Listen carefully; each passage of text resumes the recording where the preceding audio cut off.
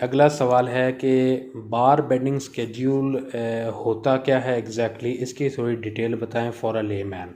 अच्छा, and point बहुत ज़रूरी है फॉर अ लेमैन। तो मैंने इंजीनियरिंग पर्सपेक्टिव नहीं देना, मैंने आपको लेमैन पर्सपेक्टिव देना है, जिसमें मैंने आपको as a non engineer as a सादा बंदा कि बीबीएस होता क्या। देखिए, बीबीएस का मतलब है बार बेंडिंग स्केड्यूल। बार क्या आपका सरिया, बेंडिंग क्या उसकी जो बेंडिंग है और उसका जो कटिंग वगैरह है, स्केड्यूल जो है उसका टाइम आ गया।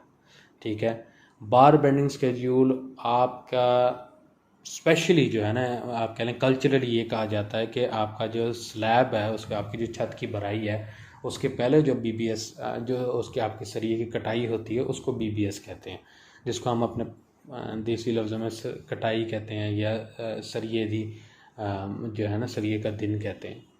लेकिन BBS technical point of view यानी थ्योरेटिकली बीबीएस जो है वो सारा जो आपका घर का जो स्ट्रक्चर है, अंडरग्राउंड सेप्टिक टैंक का स्केड्यूल, आपके अंडरग्राउंड वाटर टैंक का जब आपकी सरिये कटाई होती है, आपके कॉलम, आपके फुटिंग, इन सब को बार बेंडिंग स्केड्यूल कहते हैं। तो मोटे लफ्ज़ों में बार बेंडिंग स्केड्यूल एक स्केड्यूल है जिसमें डिटेल लिखी होती है कि आपके बार को, आपके सरिये को किस तरह काटना है, किस तरह लगाना है, किस तरह ओवरलैप करना है, कहाँ आपने 4 इस्तेमाल करना है, कहाँ आपने 3 इस्तेमाल करना है, सेंटर क्या देना है आपने। ठीक है जी। इसके स्टेजेस क्या हैं, स्टेजेस की बात की जाए तो सबसे पहला स्टेज है वो जो आपके फुटिंग में इस्तेमाल होता है, कि आपके फुटिंग का जो काम हो रहा होता है। उसके बाद आपके कॉलम आ जाते हैं जो आपके फुटिंग के ऊपर खड़े होते हैं। फिर आपके underground septic tank, water tank, और फिर आपकी जो छत के पहले इस्तेमाल होता है सरिया कटाई वगैरह होती है उसमें। उसके स्टेजेस क्या हैं जो सरिये के छत के वक्त होते हैं। देखें, सबसे पहले आपके सरिये कटाई वाला आता है। अगर तो आपने किसी के साथ कॉन्ट्रैक्ट किया हुआ है तो ये आपके कॉन्ट्रैक्टर की जिम्मेदारी है, ये उसकी हेडेक है कि उसने कितने कॉस्ट में लेके आना है, क्योंकि आपने जो कॉन्ट्रैक्ट किया हुआ उसी के अंदर है। अगर आपका अक्सर यही होता है कि हमें ये भी सवाल पूछा जाता है कि यार हर बंदा कॉन्ट्रैक्टर नहीं होता, हर बंदे ने कॉन्ट्रैक्टर रखा नहीं होता, कभी हमारे रिश्तेदारों के साथ कोई ठेका किया होता है उसमें फिर 50-50 होता है, ये भी ठीक है। लेकिन मैंने आपको पहले दिन सिखाया पेपर वर्क ज़रूर कीजिएगा।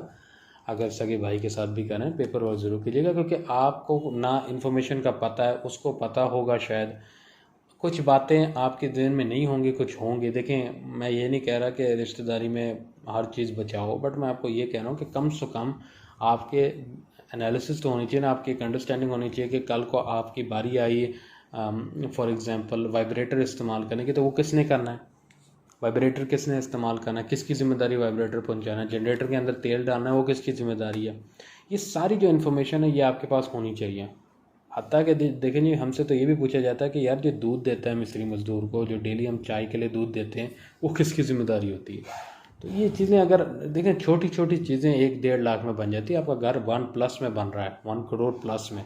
तो ये छोटी छोटी चीज़ें लगती छोटी हैं, बट जब आप टोटल कैलकुलेट करते हैं तो 60-70 हज़ार तो आपका सिर्फ दूध चाय ले जाता है।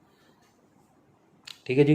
तो आप जब सरिये के अंदर प्रोसीजर जो होता है उसमें कॉन्ट्रैक्टर की जिम्मेदारी होती है, बट अगर आपने दिहाड़ी या आप खुद अपने ज़िम्मे में इंडिपेंडेंटली करा रहे हैं तो आपने सबसे पहले सरिये कटाई वाले को बुलाना है और उससे पूछना है कि भाई मेरा टोटल कॉस्ट क्या लगेगा। सरिया कटाई वाला जो होता है वो आपके साथ पर फुट नहीं करता, वो आपको एक सर्टन रेट दे देता है कि भाई जी मैं आपसे टोटल कॉस्ट लूँगा ये, और इसमें मैं आपको तमाम आपके जो स्ट्रक्चर में कटाई वगैरह इस्तेमाल हो रही है उसमें करूँगा। यह ऑप्शन नंबर 2 कि यार सिर्फ आप छत की बात कीजिएगा।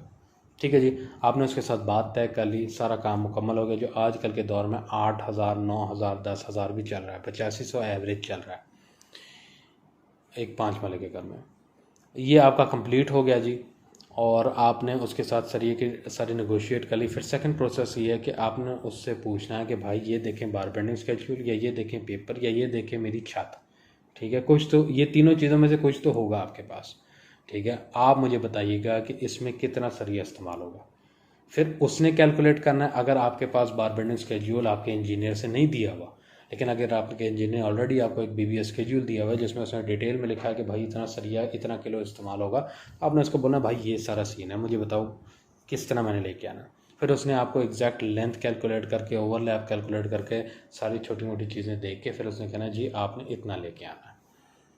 आप सरिया ले आते हैं, वो फिर सेकंड प्रोसीजर ये करता है कि वो आप उसकी ज़िम्मेदारी कर दें, क्योंकि वो बेहतरीन जो सरिये कटाई वाले होते हैं वो आपकी लेंथ टोटल कैलकुलेट करते हैं, आपकी फिर जो छत की लंबाई है उसको चेक करते हैं, सारी चीज़ों को एनालिसिस करके सीढ़ियों में कितना इस्तेमाल होता है, सब कुछ एनालिसिस करके उनको पता होता है कि अगर हमने यहाँ 25 फुट लगाना है तो हमारी 40 फुट की जो सरिये की लेंथ है उसमें जो 15 फुट है वेस्टेज, उसको वेस्ट नहीं होने देना हम उनको पता है ना हमने कहाँ लगाना है।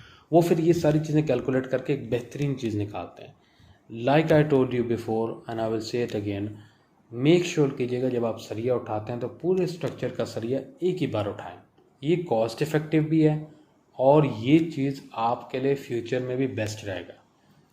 ऑब्वियसली ये डिपेंड करता है अगर आपके पास टोटल एक इंजीनियर की स्केड्यूल बना हुआ है। अगर आपके पास नहीं बना फिर तो आप अभी उठा लेंगे, या सरिया ज़्यादा आ जाएगा बहुत ज़्यादा, या खुदा न खास्ता काम पड़ जाएगा।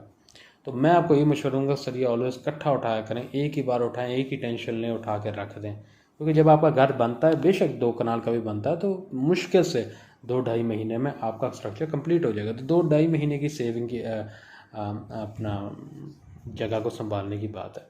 और जहाँ आपने 1200 सरिये के लेंथें रखी हुई हैं, वहाँ अगर आप 1500 रखते हैं तो आपको क्या फ़र्क पड़ेगा। ठीक है जी। तो उसके बाद आपने वो सरिया ले आते हैं, फिर वो उसके मुताबिक काटता है। फिर आपने मेक श्योर करना है कि आपने बार बेंडिंग स्केड्यूल के मुताबिक चेक करना है कि यार वो एग्जैक्टली जो डायमेंशंस दी हुई हैं कि 2 सरियों के दरमियान में कितना स्पेस होना चाहिए, सेंटर जिसको कहते हैं, वो एग्जैक्ट दिया हुआ है कि नहीं। अगर तो आप DHA बहरिया जैसे इलाके में, फिर तो आपको ये टेंशन ही नहीं रहती, क्योंकि आपको ऑलरेडी एक BBS दिया जाता है, आप उसके बगैर तो गुजारा ही नहीं कर पाएंगे।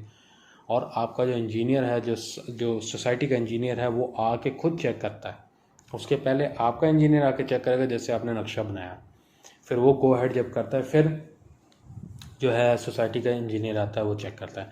उसमें फिर आपकी हेडेक नहीं, आपको पता है। बट अगर आप किसी इंडिपेंडेंट एरियाज़ में रहने जहाँ आपको खुद देखना पड़ेगा, तो उसमें मेक श्योर कीजिएगा आपने सेंटर चेक करना है। आपने ये देखना है कि यार हमारा जो मेन बार है, याद रखिएगा आपका जो पूरी जो छत होती है उसमें जो सबसे ज़्यादा लोड जो उठाता है ना, वो होती हैं जो छतें करीब हैं, जो दीवारें करीब हैं, वो सबसे ज़्यादा लोड उठाती हैं। यानी कि अगर आप 5 माले घर की बात करें तो 25 बाई 45 फुट है, तो 25 फुट का फ्रंट है और 45 फुट की दीवारें हैं। जो 45 फुट की दीवारें हैं ना, इनके ऊपर जो सरिया रखा जाएगा छोटे छोटे करके, वो सबसे ज़्यादा लोड उठाएंगे और वो सबसे नीचे होंगे। उनके ऊपर फिर वो लंबे सरिये डाले जाएंगे।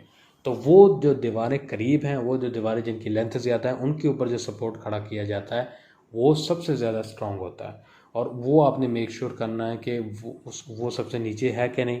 फिर कुछ चीज़ें और है, आपने मेक श्योर करनी है कि ये चीज़ें इसमें कवर्ड हो रही हैं कि नहीं।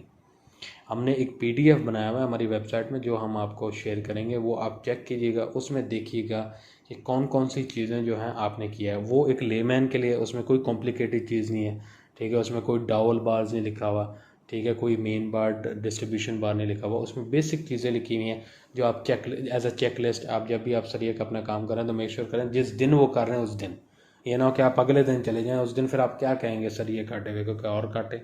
तो वो आप मेक श्योर कीजिएगा, वो देख लीजिएगा। उसमें हमने बेसिक चीज़ें लिखी हुई हैं कि क्या होना चाहिए क्या नहीं होना चाहिए।